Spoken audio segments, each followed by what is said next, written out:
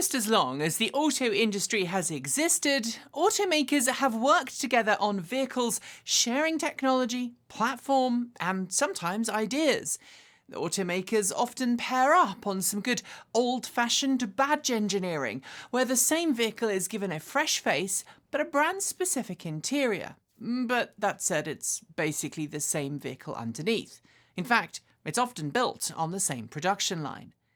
If you get enough automotive journalists or car enthusiasts in the very same room at the very same time, they will sometimes play a degree of separation game in which you try to join up two unrelated brands through as few connections as possible. Frankly, there are very few brands that have not, at some point or other, worked with a company that, at first glance, appears to be a mortal enemy. In fact, it's one way that technology and ideas pass from one company to another. Automaker A shares its new fancy internal combustion engine with Automaker B, who, in turn, shares their new clutch technology with Automaker A in a reciprocal agreement. Or sometimes, automakers agree to work together to develop a shared platform, joining two very unrelated brands from completely different market segments together. Like Mercedes-Benz and Chrysler, for example. In the mainstream auto industry, this behaviour is considered normal and perfectly fine for a healthy relationship. But in the EV world, for some reason, it's frowned upon by fans. The general consensus has been that if a company can't be bothered to develop its own in-house technology, it's not really serious about making the transition to zero-emission vehicles, and is in fact making a half-assed attempt because it either has no choice, or because it dropped the ball on development. Or it secretly wants EVs to fail! I should be clear that platforms shared between sibling brands don't count. They share platforms because they're part of the same mega-happy auto group family. I'm talking about when automakers work with other companies with whom they're not connected at the hip. The resulting vehicles from those partnerships are often low-volume models with shared development costs so that neither party has to spend a lot of time or money on designing and building an EV from scratch. Or sometimes, as was the case with cars like the second-generation Toyota RAV4 EV and Mercedes-Benz B-Class EV of the early 20-teens, nothing more than compliance cars with drivetrains engineered by someone with more experience in the EV world. In both of those cases, Tesla. But Ford has just blown all of those stereotypes and preconceptions about shared platforms out of the water by revealing the first Ford-badged EV to be built on Volkswagen's proven MEB platform. The very same platform that underpins more than 10 different models on sale from Volkswagen, Audi, Skoda and Seat brands, all of which, of course, are part of the larger Volkswagen group. And for the first time, we think we're about to see why shared platform doesn't actually mean half-assed.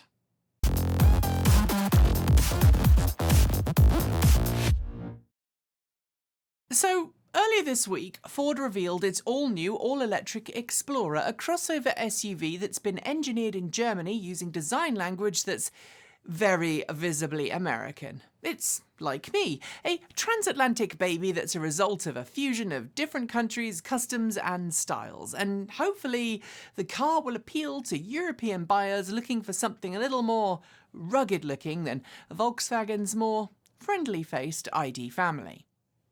And no, in case you were wondering, I'm not claiming that me living in America has made me a fusion of different cultures, although I would argue that it has. My mother is Canadian, in case you didn't know.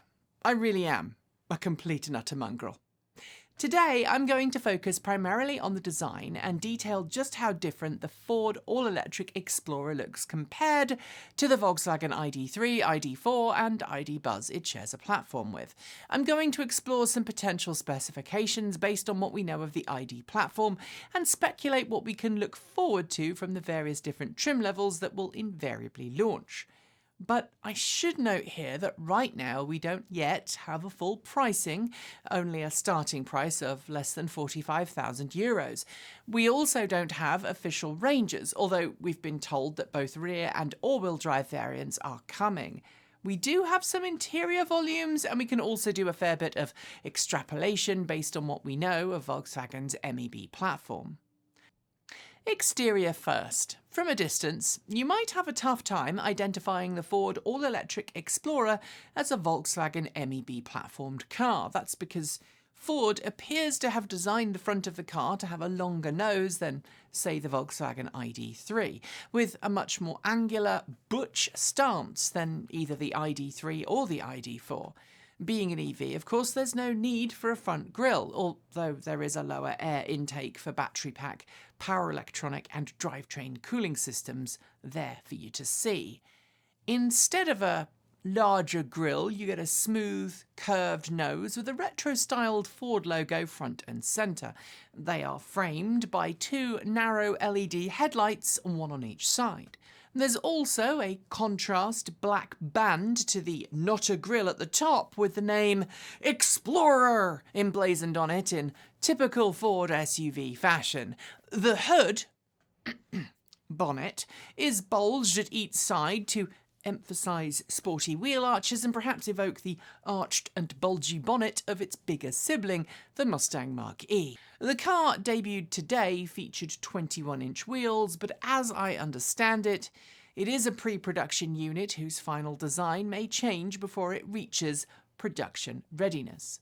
Ford says the all-electric Explorer was designed with American design cues in mind, and I've got to admit that it does look pretty close to the design language Ford has been using in some of its cars of late. But while it has the Explorer name, this isn't the large gas-guzzling SUV popular with police forces across the US. If anything, this reminds me more of the Ford Edge than the Explorer it shares its name with. And that's frankly no surprise, since the Ford Edge, like the all-electric Explorer, is classed as mid-sized. I know, technically so is the US market gas-guzzling Explorer, but I would hazard a guess that it's substantially bigger. The bumper of this car gives it an off-road SUV vibe, but its size is much more closely matched to the popular CUV, or compact utility vehicle segment, that are very popular in Europe. Think Kia Niro EV, and you're probably on the right track. At the sides, the doors and side panels are generally pretty smooth and free from the traditional automotive swooshes that have been popular of late. There's an upward rise to the rear window frame that sweeps up and over the rear quarter panel between the C and D pillars, while the rear tail lights, which are fairly evocative of Ford's gas-guzzling Explorer cousin, finish off the side profile. The all-electric Explorer, and yes, I am saying it because that is apparently its name, I checked, appears to have higher ground clearance than the Volkswagen ID vehicles it shares a platform with, but it's hard to tell without having those specs to hand. Given it's designed with a clearly more sporty off-road vibe, I would be very surprised if that were not the case. Oh, and there's also the only tell I can see from the side that this is a Volkswagen MEB platformed vehicle. The charge port door is on the rear right quarter panel, as opposed to the front driver quarter panel that you would see on the Ford Mustang Mach-E and Ford F-150 Lightning, and in the middle of the nose for the E-Transit. The rear hatch is very much a mini-me of some of Ford's US market SUVs, with thankfully a rear wash wipe right there for you to use. Ford says the rear luggage area has a total capacity of 470 litres, or just under 16.6 cubic feet. That's more than the ID3's rear luggage space by a considerable margin, but about one half of that of the ID4 by my calculations, which might be wrong. That should give you a good idea of what kind of vehicle size we're talking about, and press photos and video show a split-level floor, a centre pass-through for skis, wood or other long things, and a 60/40 rear seat, as well as a 12-volt accessory socket in the rear load bay area. If I'm honest, though, this is another part of the car where I can see some Volkswagen ID3 similarities creeping in, although I should note These two cars use a different body. Only the drivetrain, battery pack, power electronics, and switchgear appear to be the same. Talking of switchgear, the eagle-eyed will note that while the interior of the all-electric Explorer is very different to the Volkswagen family of ID vehicles, the steering wheel and switches are similar to that found in other Volkswagen Group EVs. The indicator stalks are straight out of the ID3 and ID4, while a column-mounted gear shifter, while slightly different in design, sits on the right side of the wheel. The wheel itself is basically an ID family wheel with similar touch-sensitive buttons, but here the similarities generally end. Instead of the quite open interior design of the ID3 and ID4, the all-electric Explorer feels a little more closed in, just like Audi's MEB variant vehicles do. Instead of a dual landscape screen setup, there's a custom dashboard and a vertical portrait-style 15-inch touchscreen that's basically the same aesthetic you'll find in the Mustang Mach-E or F-150 Lightning, just without those massive volume knobs front and centre.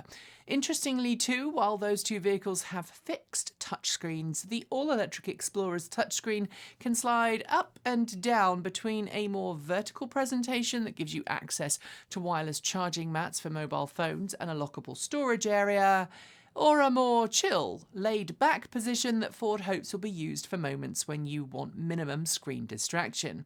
I quite like this design, especially the ability to lock things in behind the screen when leaving the car. Apparently, there's a steel locked compartment behind that screen that should be able to keep your things safe from the most prying eyes and thieving fingers. Driver assistance technology appears to include lane change assistance, the first time it's been available on a Ford in Europe apparently, and rear exit assist, which keeps an eye on the vehicle's rear as you open a door in case there's a cyclist coming that you don't want to go flying over said door.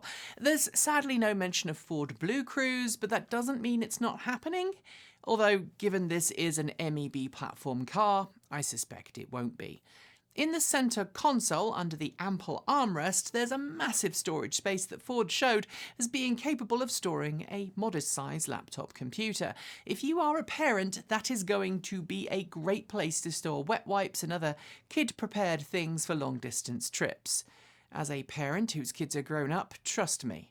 Now to the drivetrain, and what I'm going to remind you is pure speculation.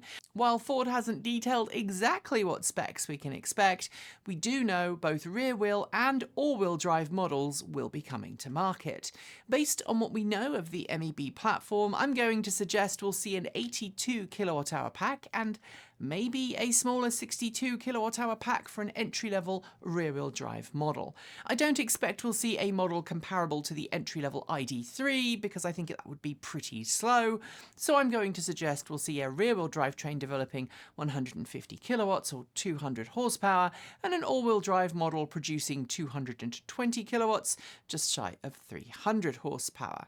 Based on Ford's promise that we'll see a 10 to 80% charge time of 25 minutes in ideal situations, I can also guess that we're going to see up to about 170 kilowatts of DC quick charging if the battery pack is as we predict. But as I'm reminding you now, this is just my speculation, as is what I'm going to predict is a real-world range target of in excess of 250 miles, 401 kilometers per charge. That one, by the way, is taken from the ID4 all-wheel drive, which is larger and thus, I'm going to safely predict, has a smaller real-world range. We know the starting price, but sadly we don't know where things go up from there, and Ford is already opening up its waitlist for people eager to get in line. There's even a virtual test drive online you can take to see if you vibe with the design. I did try using it, but my rural internet did not take kindly to it, so I'm afraid I gave up.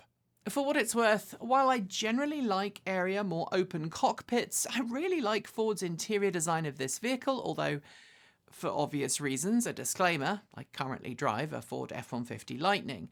I think for those who want a vehicle that looks a little less urban and a little more off-road ready, even if it might not be, the all-electric Explorer's looks are going to be hard to beat. And with Volkswagen's MEB platform already several years old, any issues with battery packs and drivetrains should have already been well and truly ironed out. However, if you're someone who is troubled by Volkswagen's capacitive touch buttons, you're going to have to be prepared to deal with them in the Ford as well. There are a fair few switches that are directly lifted from the ID3 and ID4, including those only 2 physical window switches and that stupid toggle button to allow you to control the rear windows. But there are some benefits to the MEB platform too, such as that lovely keyless entry and buttonless start that all other Volkswagen Group EVs built on the MEB platform enjoy. And no, there is no frunk that we know of. Sorry. And on that note, we are done with today's video. If you liked it, you know what to do, and feel free to let us know your thoughts in the Discord chat room by reaching out to us on Mastodon, or if you're a Patreon supporter, leaving a comment on our Patreon page. We read them, you know. If you want more, subscribe, hit the bell, and follow the links to become a regular supporter through a YouTube membership or a Patreon subscription. You'll also find links to our Ko-fi, Bitcoin, and Swag store, as well as that aforementioned Mastodon server. Scrolling right over there on my right is the list of amazing charged up supporters, and shout-outs go out to our self-driving tier supporters. They are Mike Weeder, Denny Hyde, Linda Irish, Lance Schlau, Mark Eggleton, Cyprian Laplace, John Trammell, Alan Tupper, Chris Maxwell, Brian Newton, Bennett Elder, Andrew Martin, Sean Tucker, Pedro Mora Pinheiro, Carl Hodgson, Tony Moss, Brophy Wolf, Kyle Fox, Hey Esker, Tesla in the Gong, Dan Blair, Peter Dillinger, Gordon C., Stefan Fremgen, Stephen Williams, Raging Fellows, Chris Asentel, and Jim Burness, and finally, out of this world thanks to our top tier supporters. They are John L. Henderson, Clay Witt, CPU Freak 101, John Lyons, Kevin Burrowbridge, Andrew Glenn, Joe Hughes, Dave Kitchen, Joe Bresney, Nigel S., Matthew Drobnak, Eric Knack, Paul Conway, Stephen O'Donoghue, JP Fagerback, Reggie Watts, Marcel Ward, Robert Flannery, Aaron Hahn, Rory Litwin, Ellery Hensley, Will Graylin, and of course, Ian. Don't forget that we make videos every Monday, Wednesday, Friday and Saturday here on the main, plus Sunday in form of a chicken and garden and our Sunday musing on take 2. And with that, I hope you enjoy the rest of your day. Do something nice. I'll see you soon, and as always, keep evolving.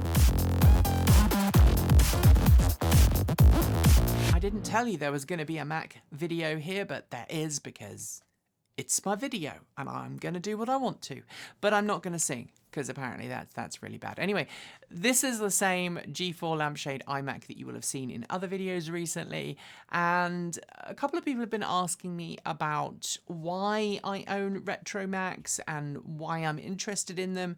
The story really goes back to the fact that I grew up in a carless family, in a computerless family, and when I went to high school in the late 90s, or early 90s actually, there were computers in my music department, and I learned how to fix them. I taught myself how to fix these computers, and I got to take them home at the weekend because I was the head student, one of the head students at my high school. And so I got a few perks. And then when I went to music college, all of the computers at my music college were Macs, and so I just kind of carried on owning them.